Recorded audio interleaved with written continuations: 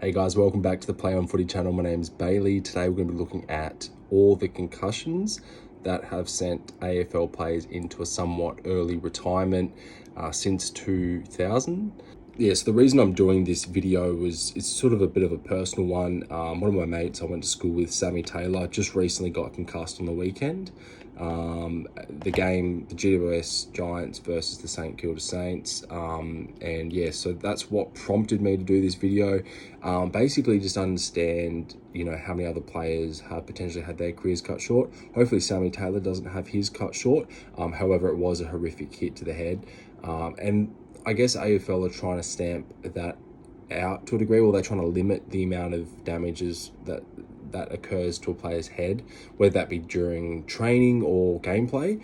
But I thought I'd make a list of players since 2000s that have obviously been affected because of concussion. Currently, as of round 6, 2024, there are 13 players that are on the injury list due to concussion. So that was a little interesting fact that I sort of noted at the moment. But we'll go through this list, and I will. It's a pretty long one. It's 34 players that I could find through my research. But if there's any more that you know of, definitely put it in the comments and spread awareness about this as well. I understand it's a contact sport, AFL. Having played it myself at junior level and at state level, I know obviously what AFL is all about. However, there needs to be more education and better implementation at the highest level in AFL, but also at junior level, I feel. And yeah, hopefully this can really convey a strong message that concussion's a lot prevalent. This also stems off the back of Toby Green's AFL 360 interview, where he said that he had falsified his sort of concussion record. There goes his obviously concussion compo claim if he needs to in the future. But I found it really interesting. And there's another player called Kobe Stevens that I'll touch on as well that does say that he did as well. So the first one, obviously the most recent one that I've looked at, is obviously Nathan Murphy from Collingwood. He played 57 games over 7 years, and he suffered 10 concussions, which is pretty phenomenal. So he's the first one. The next one is Angus Brayshaw. He played 167 games for the D's. I'm not quite sure how many concussions he suffered. There's not much on the internet at this stage. However, he is remembered as wearing a helmet for most of his AFL games, and potentially his concussions could have derived from his junior years before entering the AFL. Obviously, the most famous one was the Brayshaw hit that he suffered last year, and that was obviously under a lot of controversy just due to the fact that Braden Maynard went on to win a grand final, or got to play in a grand final, and then won it against Brisbane Lions. The next one is Brad Shepherd, 216 games for the Eagles. He suffered 2 bad concussions, and he retired at the age of 30. He did miss the 2018 AFL Grand Final, and the next bloke we'll talk about actually played in the 2018 Grand Final for the Eagles. But yeah, Brad Shepherd, definitely one of the great Eagles to be in the Eagles backline. The next player is Dan Venables. He was the player that's basically replaced Shepherd in the 2018 Grand Final. He played 21 games, so really cut short for him. He suffered a really bad concussion round 9, 2019, when a Demons player, Tim Smith, basically rammed into his head when he was going for the ball, and that basically cut his career short, as he was suffering a lot of the after effects of that, ringing in the ears and dizziness and not able to be stable, and his heart rate as well, anything above 160, I think it was, beats per minute. It just, he couldn't train, so he basically, after a couple of years, he tried to get back for a couple of years, but just was too much for him. The next player is Kobe Stevens. He had 10 concussions. He played 91 games for St Kilda, and also played for West Coast Eagles and Bulldogs. He says that medicinal marijuana helped him with his concussion post AFL. And he said that in 2021, players did cheat the concussion tests just so they could get up the next week. And I find that really interesting because just recently Toby Green did mention that he did cheat the tests. So I just find it's another common occurrence at the moment with AFL players, and you sort of go, well, who else has really been walking out there? A player that comes to mind is Joel Selwood, who just recently retired at the end of 2022 when the Geelong Cats won their premiership. He must have had so many head knocks, but he still got up.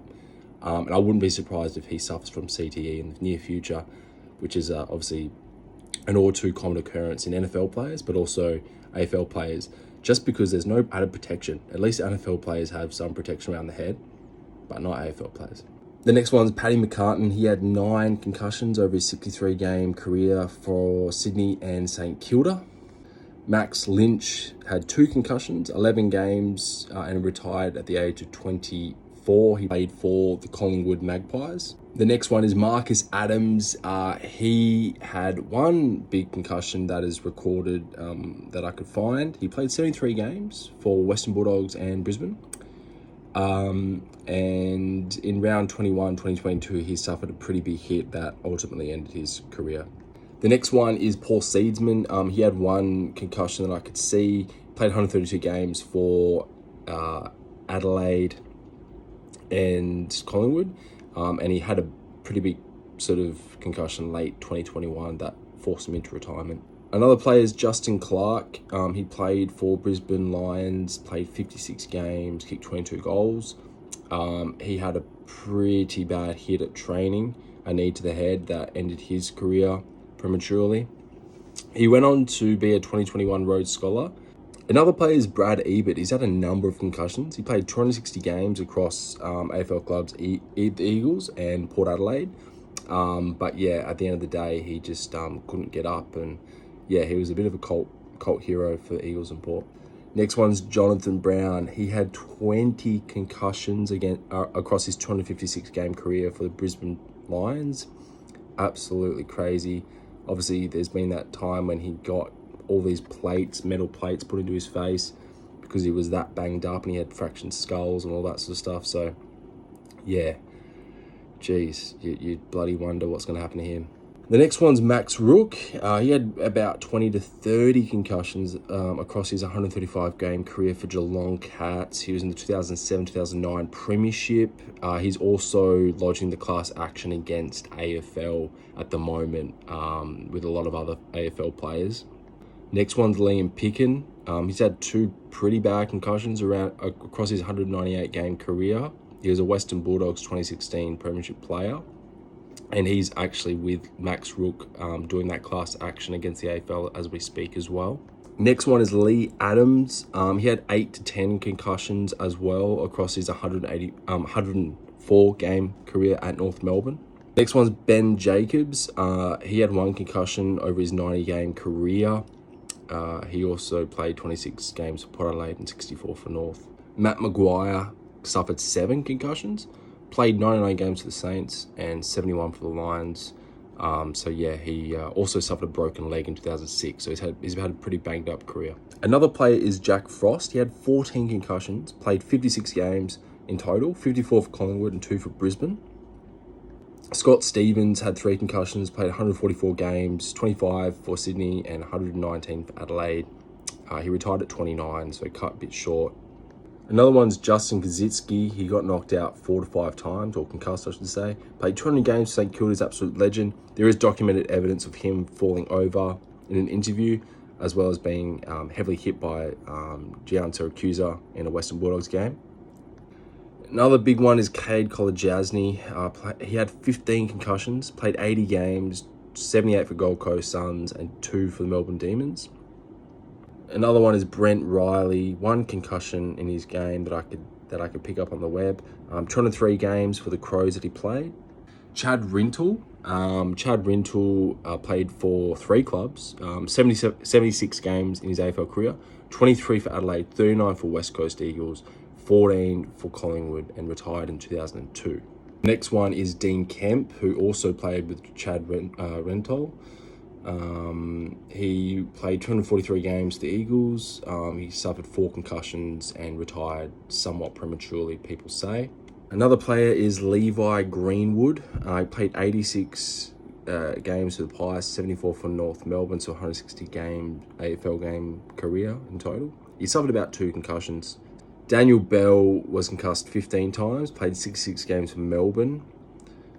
Billy Longer, the Saints ruckman, played 9 games for Brisbane and 57 for St Kilda, so 66 AFL games all up. Another player is Ben Sinclair, had 4 concussions and played 63 games for Collingwood. Another player is Ben Griffiths, played 63 games for Richmond and suffered around 2 to 3 concussions in his career, went on to play gridiron in Canada. Another player is Kurt Tippett, played for Adelaide and Sydney, 178 game career in the AFL, suffered around 4 to 5 concussions, and many people say he wasn't the same, and retired sort of prematurely as well due to that. Another player is Ted Richards, played 33 games for the Bombers, 228 for Sydney. In round 9, 2016, had a big hit against him in the game against Hawks, and he decided to retire. Matthew Robbins played 146 games, had several concussions, which I could find the exact number were actually 12 concussions as well. Another player is Shane Tuck, played 173 games across 2004-2013. He unfortunately died in 2020 by suicide. It was found that he had CTE as they did a post-mortem on his brain. And another player is Daniel Gilmore. He had a heavy hit in 2008. He played 43 games for Fremantle, and he was cut the following year in 2009.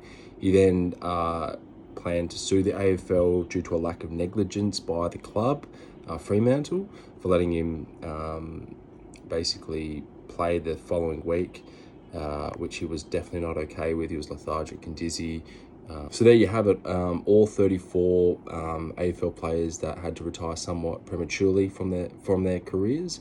I find it really interesting, especially now that players such as Harry Cunningham, who's 30 years old, just recently got knocked out by Peter Wright, and of course my mate from school, Sam Taylor, got a pretty heavy knock from the game against St Kilda last week. I just really do hope that the AFL are taking these matters seriously, as you know, life is bigger than football, as they say, and a lot of these guys want to go on and have families of their own, and they don't want to be basically a hindrance on others and have to be looked after for the post football, which people want to go and live their life and be free, and footy's great, monetary wise, no doubt. But then after that, what else are you left with? You've got to look after your health and your family. Thanks, guys. I'll see you in the next video. Cheers.